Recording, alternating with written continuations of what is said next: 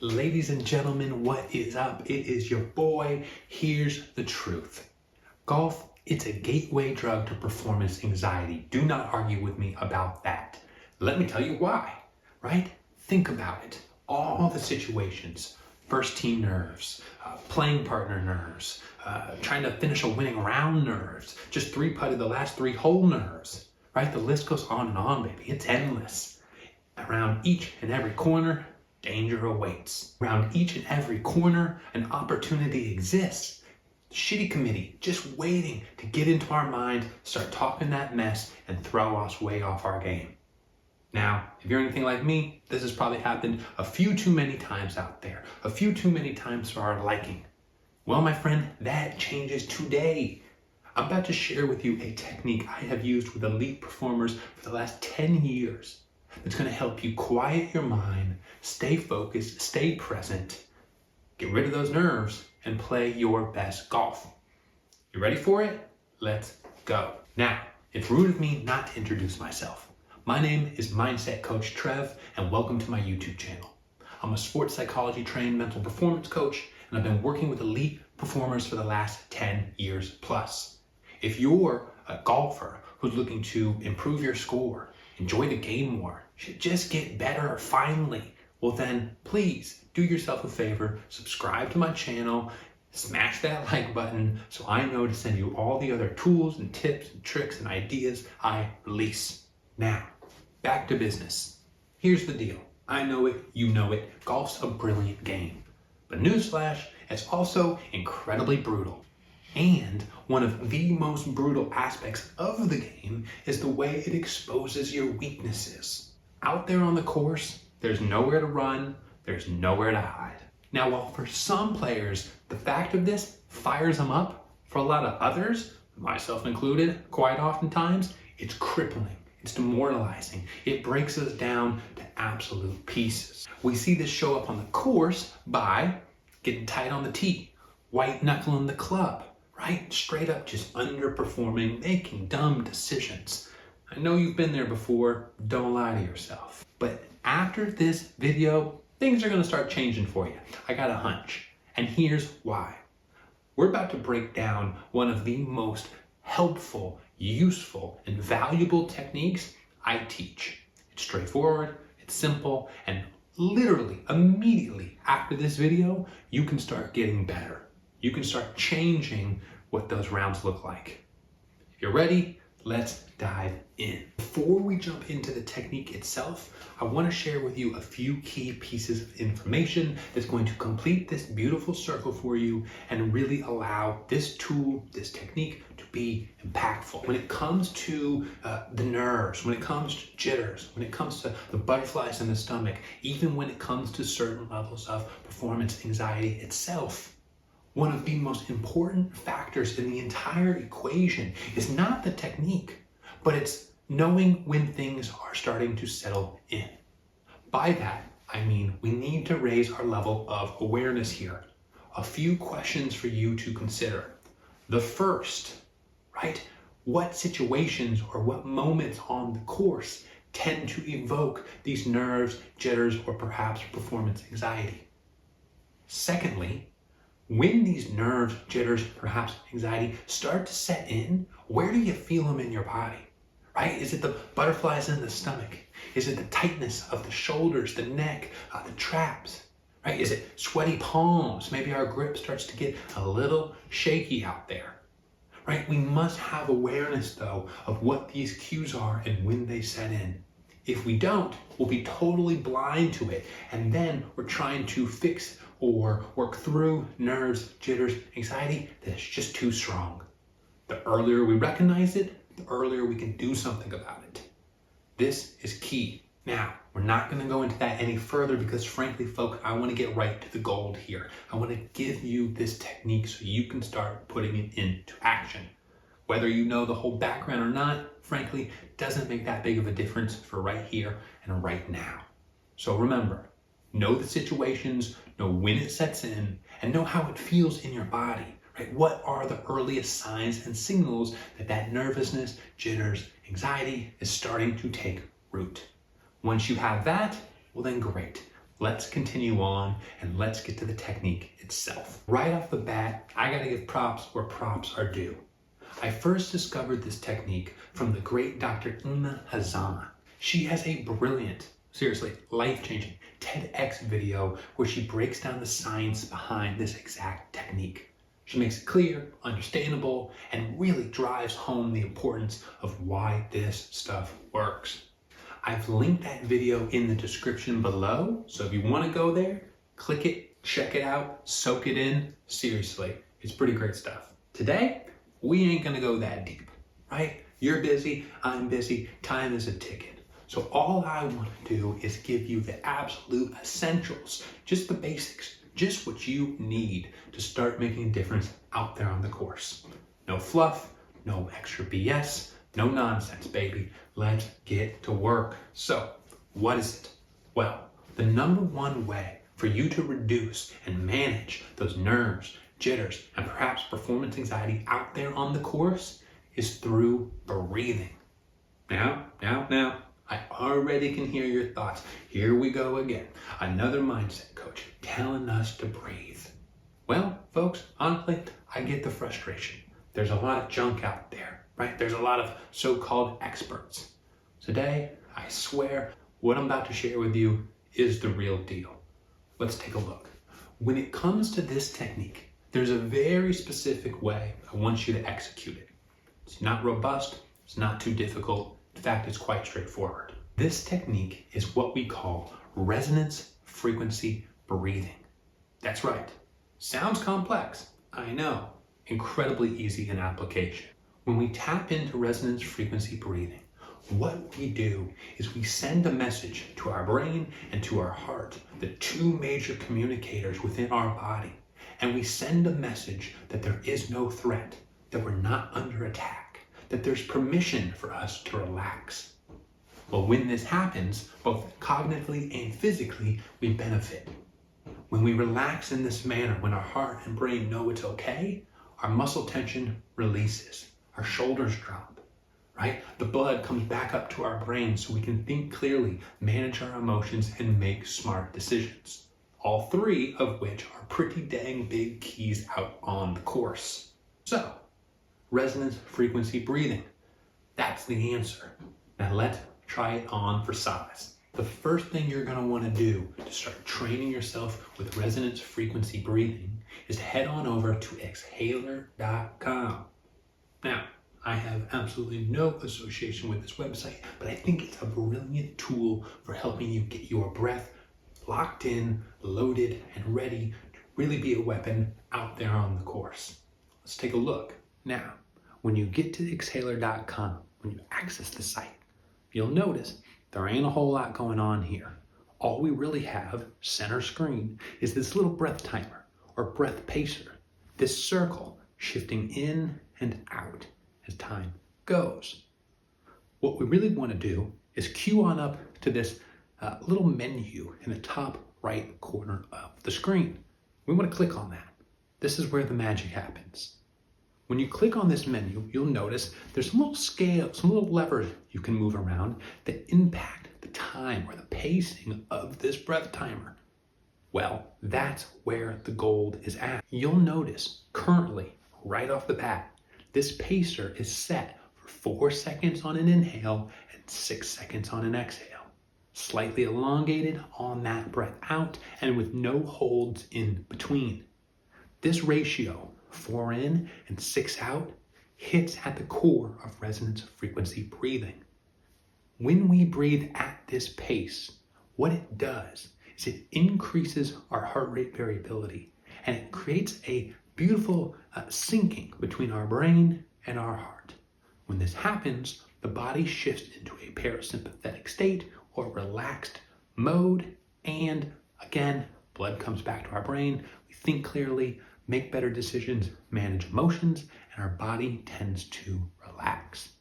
Physical and mental benefit from breathing at this specific rate or ratio of 4 seconds in and 6 seconds out. Now, simply doing this 2 or 3 times is great, but it ain't really gonna bring the impact. What you need to do is get the reps in. Just like lifting weights, just like incorporating a new swing technique. The more reps you do, the more ingrained it becomes. The beauty of that, especially when it comes to the breath, is that the more natural it becomes. And over a bit of time, you won't even have to consciously think about breathing at this pace. Your body, your brain, it'll automatically do it when it starts to recognize some of those stressors or nervousness activation happening in the body. Now, to actually help you with this training, I've developed a 4-week, completely laid out workout plan, right? Think going to the gym, but for your breath. This plan will take you exactly through a progressive build-up, so you'll become comfortable with this pace of 4 in, 6 out, and it'll feel natural. By the end of that 4 weeks, I can almost guarantee the fact that you will notice a significant difference in how you handle those nerves, those jitters, that nervousness out there on the golf course, and frankly, in life as a whole. There's a lot of benefit packed into this one, folks. You just have to give it a shot and stick with it. But we're not gonna stop there. At the bottom of that training guide, I've included a number. As you get into it, as you start repping out those breaths and using exhaler.com to create that brilliant resonance frequency pace, if you run into any dead ends, if you run into any obstacles or hurdles along the way, use that number, shoot me a message, let's chat.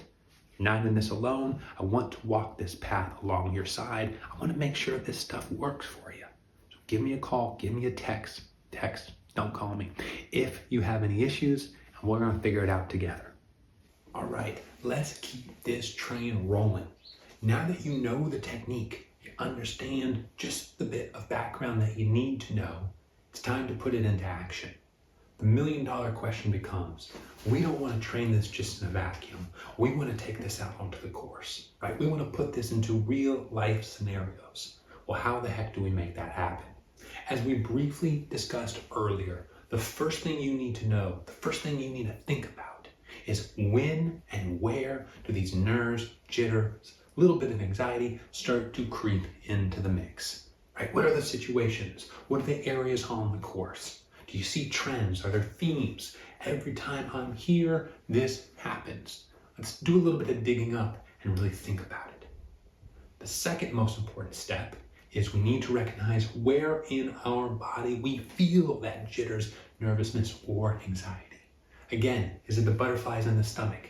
Is it the tightness of the neck, the shoulders, the traps? Is it sweaty palms? Is it jello-y like legs? Right? What's the cue? What's the signal?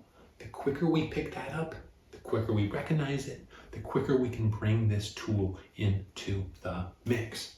Now, when it comes to practicing a technique like resonance frequency breathing, here's the key. Really, please remember this. We don't only want to use this tool when shit hits the fan, right? If we only wait till the intense moments, the moments with lots of emotion and energy charged in them, guess what, folks? It ain't gonna work. Maybe it does a little bit, but you ain't getting the full effect out of it. And that's a shame. That's a waste.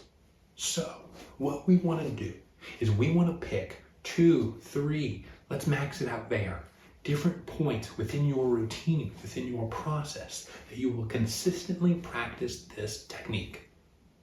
What does that look like? Well, maybe it's worked somewhere into your pre-shot routine. So every swing you take, there's a little bit of this resonance frequency breath in there. Maybe it's after each hole, right? As soon as you pick that ball up out of the hole, great, that cues us in, and we take 3 of these nice, smooth, steady breaths. Maybe it's when you're back in the cart, and as you drive from shot to shot, right then and there, that's when you're gonna get those reps in.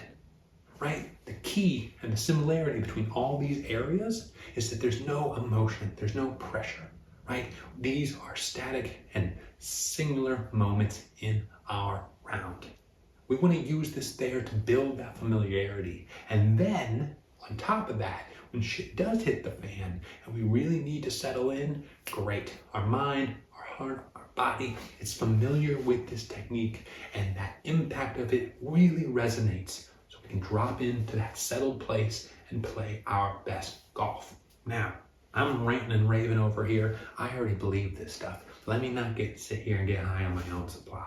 I want you to be just as bought in as I am. To do that, I want to share a little interesting bit of research with you. Take a listen to this. Back in 2021, we're talking pandemic times, baby, just weeks shy of his 51st birthday, Phil Mickelson won the PGA Championship, played at Kiowa Island out in South Carolina with a score of 4 under. Pretty solid performance, most of us would say. Not long after this, Golf Digest broke down an interview they did with Phil discussing the secrets to his prolonged success and longevity. All the common suspects were mentioned, right? Swing techniques, proper nutrition, rest, lots of practice, etc., etc. There was one little surprise packed in there that I think caught people off guard. Phil referred to it as his superpower. And you know what it was? Breathing. How about that, folks? Breathing. That's what Phil attributes to helping prolong his success and steady play through all these years. Surprised? Shouldn't be. The article even referenced a quote from Dr. Ara Supia, who's a medical advisor to Phil Mickelson. Here's what he said. He noted, if you would have really watched Phil closely in that final round, you might have noticed very deliberate and intentional breathing throughout the 18 holes. And in this deliberate breathing, not only was Phil focused on breathing in, but really intensely he was focused on the breathing out. This is the exact same element that we emphasize in resonance frequency breathing. We breathe in for 4, but then we slow things down for that count of 6 on the exhale. That's where the magic happens. That's where our heart relaxes. That's where our heartbeat slows down. That's where the body settles in. Phil knew this. He recognized it. And that's what gave him that little extra boost to manage the craziness of playing in a PGA Championship. But the article doesn't stop there. In fact, it goes on.